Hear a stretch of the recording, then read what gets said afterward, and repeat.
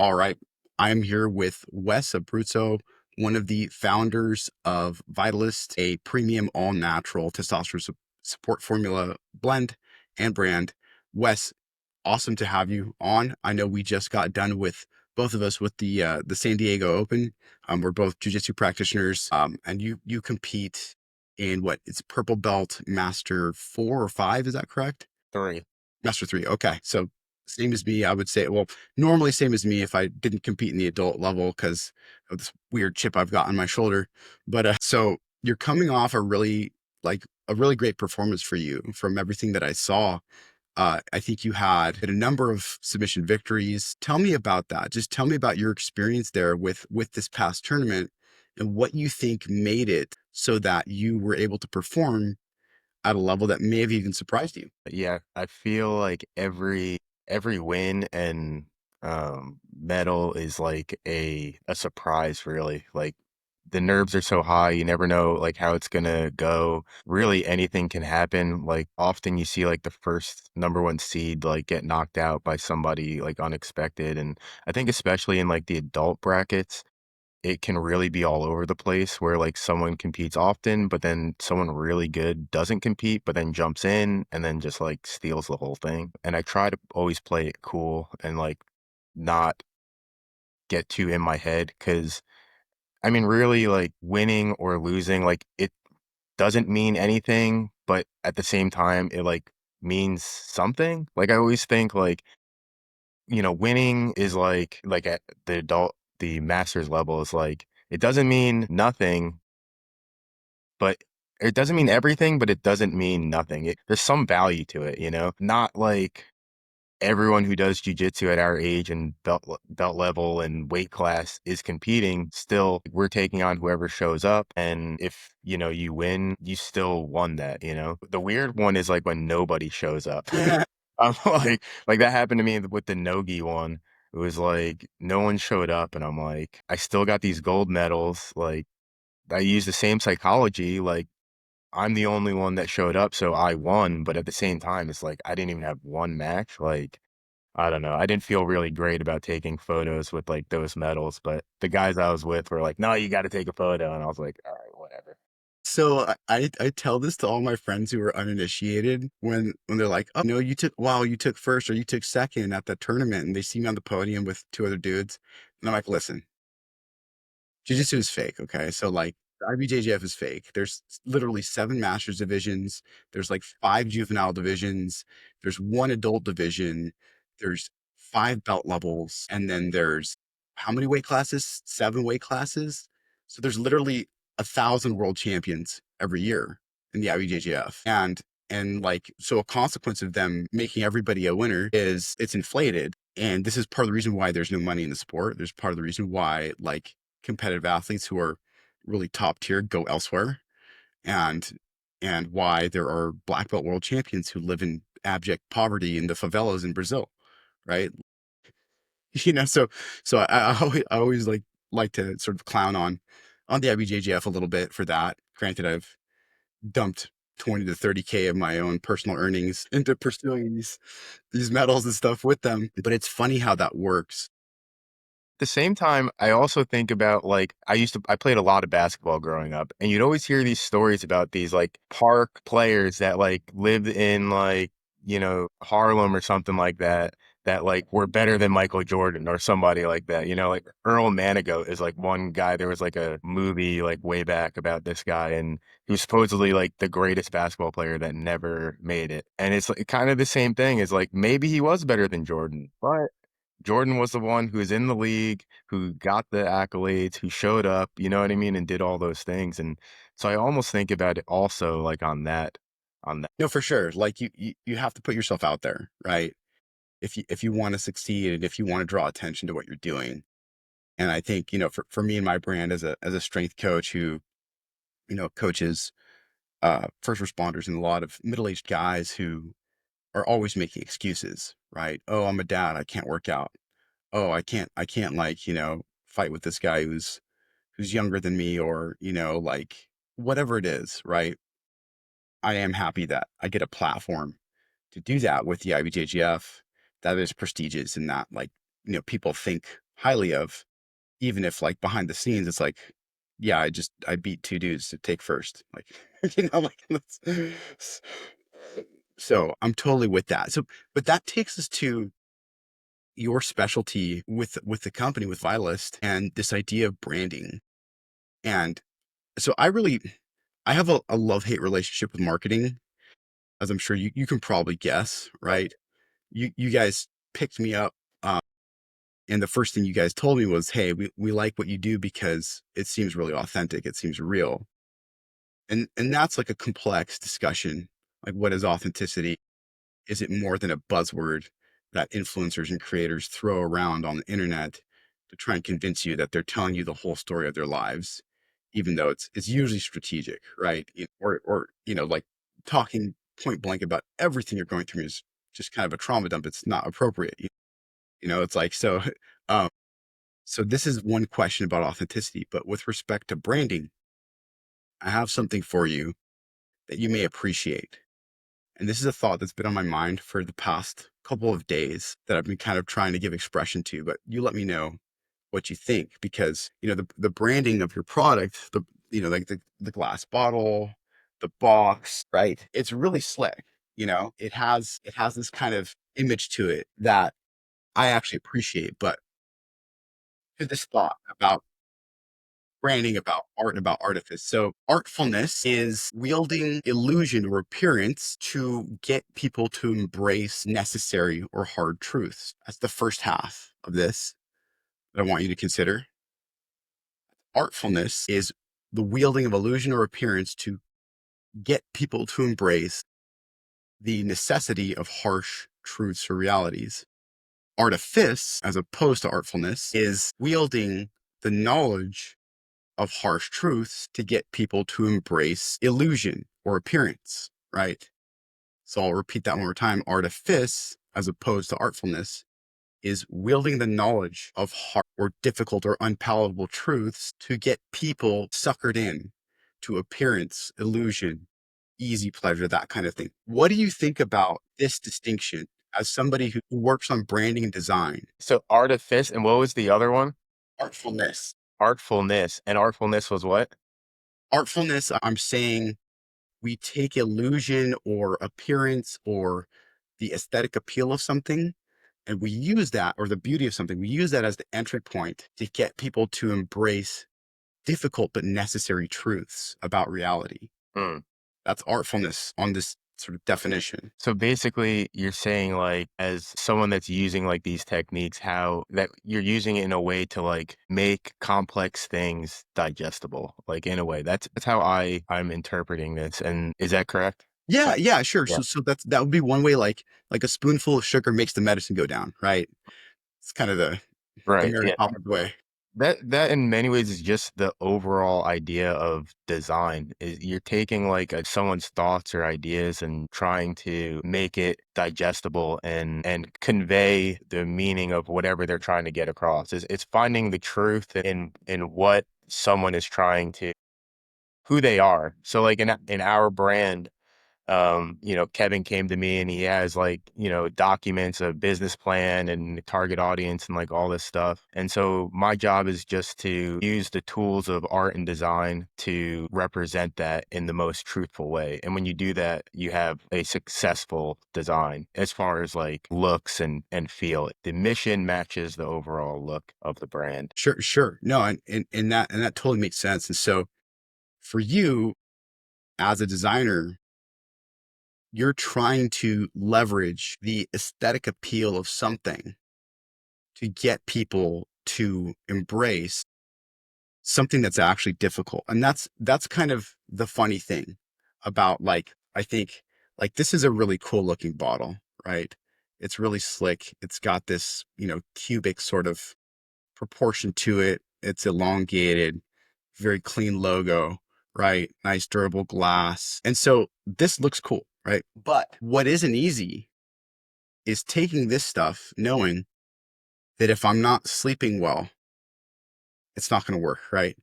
If I'm not taking care of my nutrition, it's not going to work. Like, the invitation with, I think, your brand and your product is this is almost a bet that we're making. that we can behave ourselves and embrace like a lifestyle that's going to help us to be stronger and better. Whereas you see all these TRT clinics, for instance, and whatever branding, whatever design they're using, for most people, arguably, like per the American Urological Society's standards, these clinics are basically suggesting to them, hey, you can have super high testosterone levels and we can authorize it. But most of their customers don't even meet the standard that would warrant TRT, right? And so, but what does this create? This fosters dependency, right? It fosters, the people who don't truly need it. It fosters a sequestering or a decrease of their endogenous testosterone production. And so, what we're doing there, I would call that for these folks who don't really need it. I would call that artifice, right? They're selling you on this idea. Hey, you can be so strong. All it takes is an injection. And I've literally seen guys in the gym who like they'll have like the six pack, right? They'll be cut. They'll be like 10% body fat. They can't even squat like three wheels, like below like half squat, because they've never learned like how to train right. And so I think this is kind of what I'm after with this idea of artfulness versus artifice, right? Can there be an artful brand? Can there be artful branding that like, okay, like, yeah, like the actual blend here is good, right? But we don't need to overstate what it can do, right? It's maybe 300 extra points in terms of nanograms per deciliter of total testosterone, right? But if you can embrace the lifestyle that goes along with making the supplement work, you're going to be in a much better spot, right? In terms of longevity. What are your thoughts on all that? Yeah, thanks. I think that's a common thing just in I don't know if it's only like in America, I hate to single like us out, right? But it's always like if I'm gonna go get a beer, like we're going to get drunk. You know what I mean? Like we're not just having a beer and that's like it, or a non-alcoholic beer, but we're gonna go like all the way. I'm gonna get that 10% beer because that's two Budweisers. You know what I mean? But I feel like just maybe it's the internet and the amount of information that's out there now, and or it's the knowledge that there are so many people out there that are thinking outside of this mindset where, for instance, like non-alcoholic beer is like a thing. Like I see there's so much variety like out and around town now that people can just like, do that and you're okay.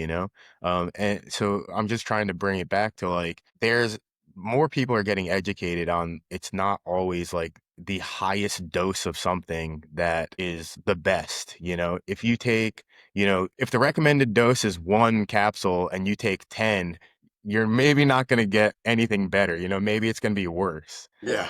And I appreciate what you're saying because that's exactly like who we are and what we're trying to do is like, we're not trying to oversell you on this or that. We're just trying to give you the recommended dose, the recommended ingredients, and just the overall lifestyle of, you know, being, being like I don't want to say like an ordinary person, but you don't have to be like I'm gonna go back to like this Michael Jordan thing, but like in The Last Dance, like you see him and he's like the greatest basketball player of all time, which is amazing, but I don't know if he was the best father, the best friend, the best.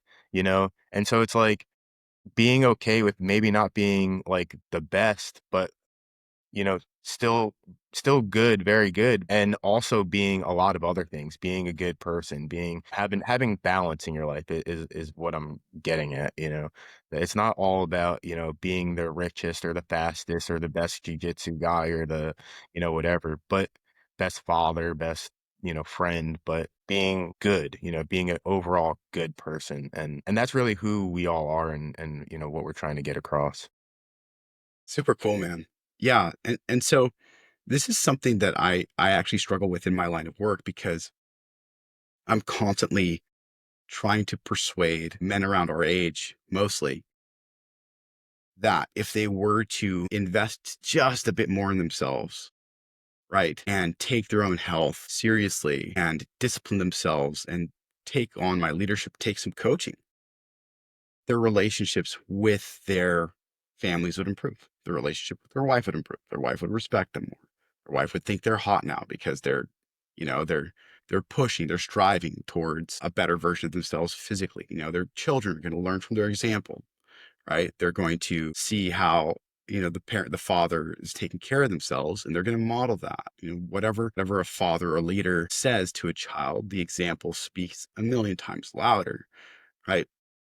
And so what I'm tasked with doing as a strength coach with a lot of these guys is to be like, listen, man, you just reroute your yearly Starbucks budget into 6 months of coaching with me. Like, you're gonna live longer, you're gonna feel better, you're gonna have better performance everywhere, cognitively, physically. You're just gonna intrinsically feel better about yourself because you're taking good care of yourself. And that's gonna spill over into all these other avenues of life. But still, for a lot of people, this is out of their wheelhouse, dropping like a couple grand on a coaching package, right? This is like, it feels like it's out there, you know, like it's just out of the realm of possibility or reasonable expectation. The thing that I try to emphasize to these people is like, hey, I'm not trying to make you into a world beater, right? Per se, right? I'm not trying to tell you that you should lose 100 points on your credit score to travel the world and become a 3-time world medalist jiu-jitsu athlete like I did last year. What I'm saying is, if you take a little bit of this and put it back into your life, all these things that are problematic, symptomatic for you, they'll start to improve because you're not trying to be better than anybody else now. You're just trying to be better than who you were yesterday, right? Yeah. Yeah, absolutely. I can totally relate to that. You know, the hard part, right, is like, well, for us, I feel like in the branding part is how do you make that appealing when you have the some other brands that are like pushing this like champion or whatever, you Yeah. know? And like we all know, like in brand, like you don't have, you know, the guy that didn't make the all-star team as your like Brand brand champion. representative. Yeah, Yeah. you have the best guy, you know? And if you're comparing brands, how do you tell people like, yeah, like this world champion uses this product, but do you really want to be that? Like, no, you want to be like just a better version of yourself and like sell that, you know? But I think with probably your stuff and ours, it's a persistence game. It's a game of like, and right, that's the Jiu-Jitsu thing. Like, you know, it's not who's like the most talented, it's like who's still around, you know. The person that is doing it for 25 years is going to be better than the person that did it for 2 years that was really talented, you know. And you know, we're just starting you know, and things are going well, but to get where we want to go, it's just time. We just got to have, you know, time in the game and keep doing what we're doing. And I think a lot of that has to do with having fun. If you're not having fun, you're not going to do it. And I've like struggled with like weight my whole life. You know, I grew up like a fat kid and up until like maybe my is in my head, I was always a fat kid. And I've spoke to people, you know, about like their diet and training stuff and they're like, "So what's the best exercise for this?" And for me, I'm thinking like don't worry about like the best exercise for this or that. Like, what activities you're just getting into it. What activities do you have the most fun doing? And Yeah. go do those because those are going to let you show up every day. And then after maybe a year or two, you know, you slowly fine tune this or that. And then you find yourself doing those harder things because your goals change. 100%, man. And that kind of goes back to what we were talking about earlier, where it's like you have to start with what's fun, what's appealing, what looks good, what makes sense on a kind of intuitive, aesthetic, subjective level. Embrace that, right? And then from there, that will just taking action, you know, towards whatever that is, whatever that thing is that represents something that you like, right? Just acting on one's desire to move more, to be more active, to be healthier in a way that makes sense to start, that will lead you to the realizations that you need to have of, oh, I shouldn't be eating this, or oh, it's going to be better if I exercise this way. But most people are stuck on the sort of the perception phase where they perceive some kind of greatness or some kind of appeal or something that they some desire they have to get into motion again and to start taking better care of themselves. Most people get stuck right there. Mhm. And then they start to think about things. And that's where they get caught up in the weeds, right? This goes back to kind of your first question is like, it's my job to make things easier for my customers or our community.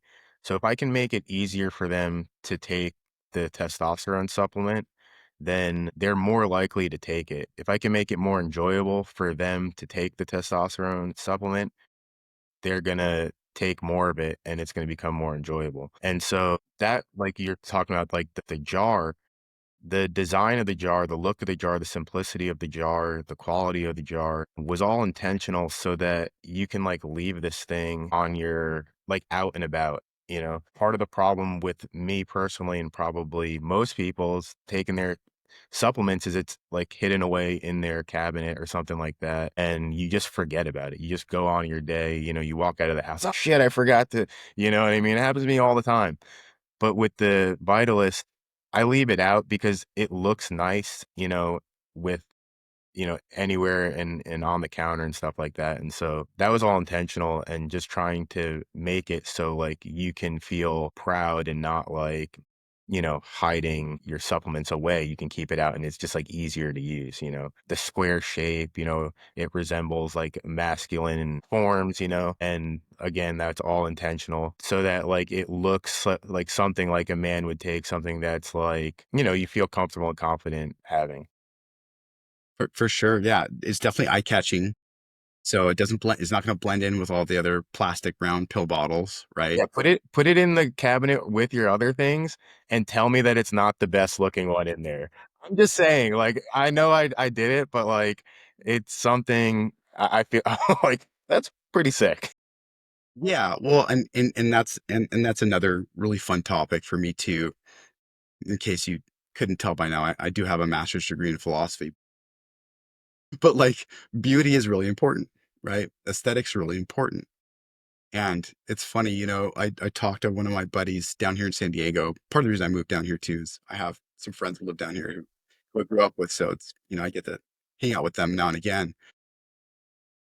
You know, he's talking about like, you know, choice of mate, right? For men. And he's like, listen, he's like, he's like, the pretty girls, the hot girls are never worth it, right? He's like, you have to find like a solid 5 or 6, right? And they're gonna be loyal, they're gonna cook for you, they're gonna do all these things for you, they're gonna do chores because they know, you know, you have better options, all this kind of stuff. And I'm just like, okay, like this almost seems like cynical. Maybe there's some truth to it, but by the same token, like there's something important about beauty, especially for men, right? There's something really critical about the way things catch our eye, right? To make us want to pursue and to chase and to even if it ultimately the pursuit that we want to be in is the pursuit of a better version of ourselves or the pursuit of a better life or doing things better, you know, for intrinsic purposes. But the point again is like we don't want to like throw out this idea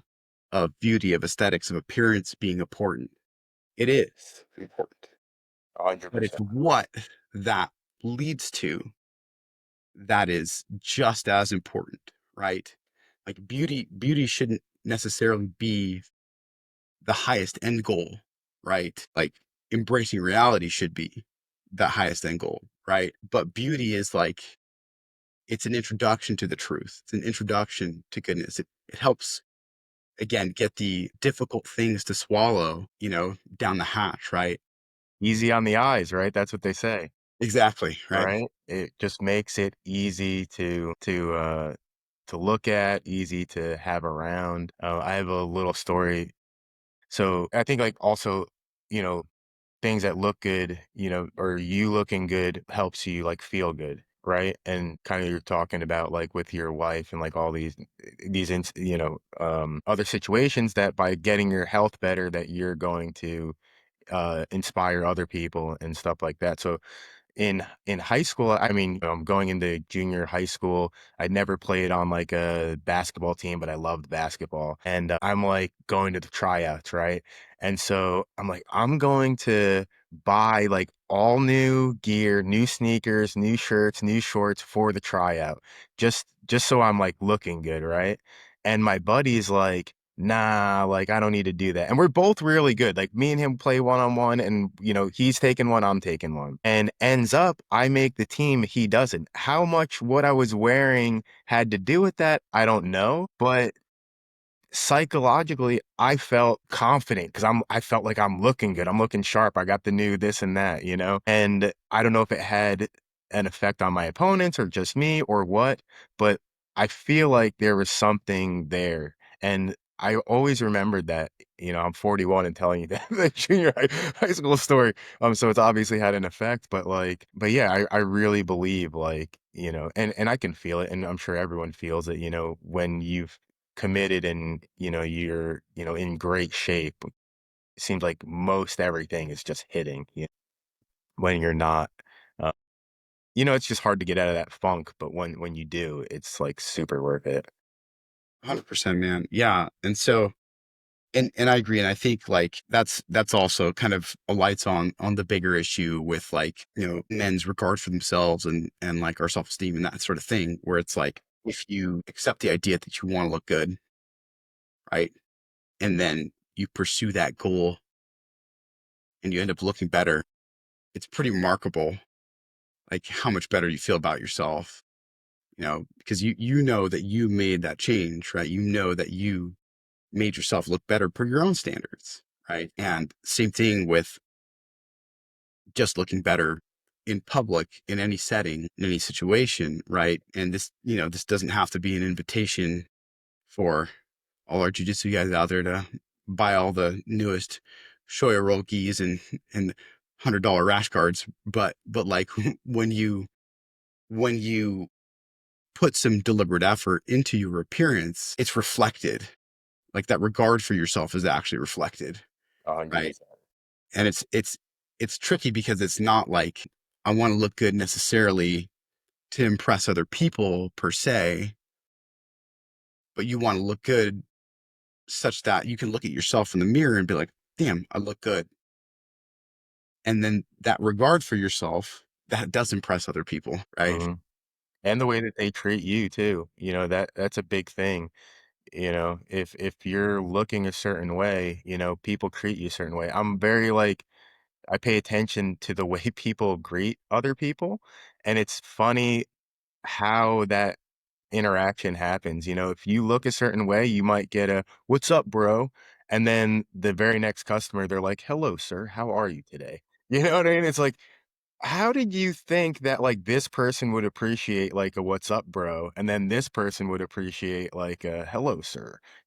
But it's all on the appearance, just because you're like, okay, that person's in a suit, he's a sir, and that guy's in flip-flops, so he's a bro.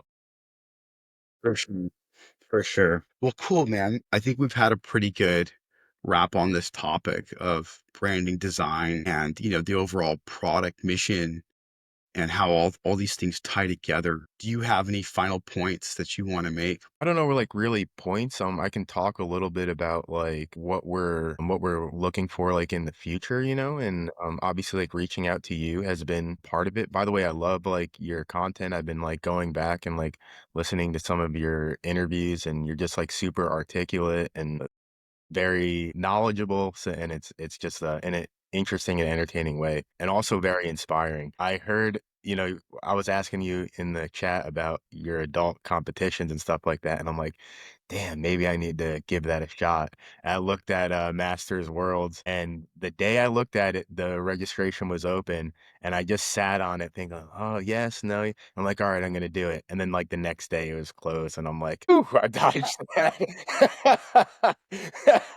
I pumped myself up to do it, and then when it came down to it, I'm like, oh man. I think in the back of my mind, I'd love to give it a shot just to see where I stand with like some of the best in the world, you know? And part of me is like, at least I'm confident I could defend myself, but man, those young bucks are like, some of them are wild, you know? Dude, I mean, obviously, I've been doing this for, competing in the adult division for almost 2 years now straight, right? Um, and I can give you a little bit of the story on that too.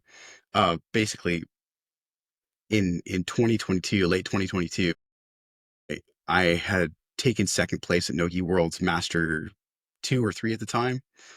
Um, while I was training out of Gracie Baja Northridge, and which is a really competitive gym. They just don't really have a big Nogi program. And I had applied to LAPD because I was living down there in Northridge, and like they have a 312s and then 4 days off schedule is typical. And I was like, hell yeah, like I can do that. I can keep my coaching business.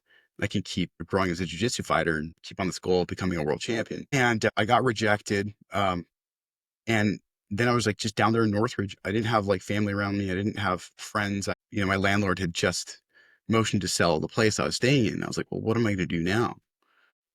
Just kind of like high off the second place medal at No U Worlds. I was like, I'm going to move to Austin. And they didn't promote me either. So I was a 4 stripe blue belt.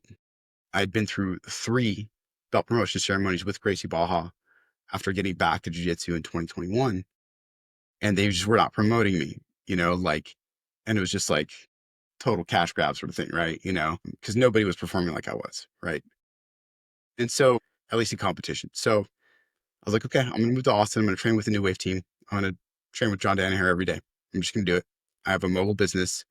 I think I sold like 10K that month. And I was like, yeah, perfect. Okay. Just grab myself by the seat of my pants and go do the thing for a year at least. And when I got to Austin, I found out that it is permissible for people our age to fight in the adult divisions. And I was like, okay, like, so I've been held back from the purple belt. I'm not going to just take it easy and play Masters 2, Masters 3 and show up to these tournaments where there's like nobody in my bracket anyways. Fuck that. Let's see what's up, right? Let's really prove my coaching service and show like what strength and conditioning can do. That was like that year. I think part of it was the excitement of just moving out there and training with like the best team in the world at the time and learning from John every day, which is like, if you like jujitsu, it's like you're a kid in a candy shop with John. It's just like, you can't, like, it's like the smile on my face every day. It was just like, it's just like, this is so cool. Just learning like the most detailed, nuanced technique. And so, like, I He's a really, psychology guy too, so oh, yeah, philosophy guy for sure. Yeah. a philosophy, yeah. Like such crazy attention to detail. So yeah, and I ended up like just smoking like my first couple of tournaments at adult, especially in the gi, right? And just like subbing guys, 2, 3, 4 guys in a row, some tournaments, and just being like, okay, shit, I can do this, right? But it's interesting, Wes, because I think that also plays into like what we're trying to do here, what you guys are trying to do with the supplement and with the spirit of your brand, which is like really, I think especially in jujitsu more than any other sport, which also gave me an unfair advantage because I'd been doing jujitsu for maybe, it gives me an unfair advantage, let's say at adult. I've been doing jujitsu for maybe a total of 7, 8 years combined, right? Skill, technique, so much more important than anything else, right? Granted, I have like good physicality for my age, right? And in many cases, it's a lot better than some of these young guys who have never touched a weight. But it's knowing the truth, like, is more important than being strong in so many instances. And I think that's even more so for jujitsu than other combat sports like wrestling, where wrestling technique is almost everything, but athleticism is much higher, much more important than in jujitsu. And so that's kind of been my goal with competing at the adult levels, just to show like, hey, like if you really invest in knowing what you're doing, whether in terms of strength and conditioning or whether in terms of like getting the best technical mastery that you can, like you can do things that everybody thinks that you can't or shouldn't even try. Right. So It's a very jiu-jitsu spirit. yeah, no, I mean and that's the motivation for sure. Maybe I'll give it a shot. Gotta Get through the nerves. It's just it's so much, man. I thought I was gonna take this year kind of off and not compete as much because last year I competed quite a bit. The I just wanted to get back to the love of it where it wasn't just about like trying to win. I just wanted to go back to the fun. And then the competitions come up and I'm like, yeah, maybe I'll give it I'll give it a shot. So I signed myself up, but I was effing off since December, since Nogi Worlds. I had just been eating like crap and drinking alcohol and just not doing the right things. And I put on almost about 20 pounds. And so I signed up for these competitions and I was like, I'm gonna have to lose 20 pounds to get back to my fight weight. I could go up a division, but I'm like, it's summertime, so I want to get like the body like in shape and then just fight in my division so that I get points for like the worlds and stuff like that. And so in a month I lost the 20 pounds on top of, trying to get the training in and everything like that. And it just takes a toll, man. It's a lot, not just with the training and the way that my body feels, but like the psychology and of like, not being able to eat as much as I wanted to and restricting myself here and there and forcing myself to go to the gym when I didn't want to go to the gym and all that. But, the reward at the end of it is pretty awesome. Yeah, man. I mean, and especially because you have like a basically a perfect performance, right? Yeah. Yeah, yeah. And so there's a lot of resistance, internal resistance you obviously pushed through in that month of prep. And, like not optimal to lose 20 pounds in a month, like for certain. But, you safely completed that journey, won everything. And it's like you paid the price and you won the reward, right? Yeah, my sister asked me in the bullpen, she's like, "How you feeling?" I'm like, "Honestly, all right." Like, not the greatest. Like, I just was a little bit in my head and just uncertain. And I just, you know, was able to calm myself and get focused and do what I had to do. But yeah, even right up until I got up on the mat, I was just like a little. And then once the first match was over, I was like, "Okay, I Yeah. can do this."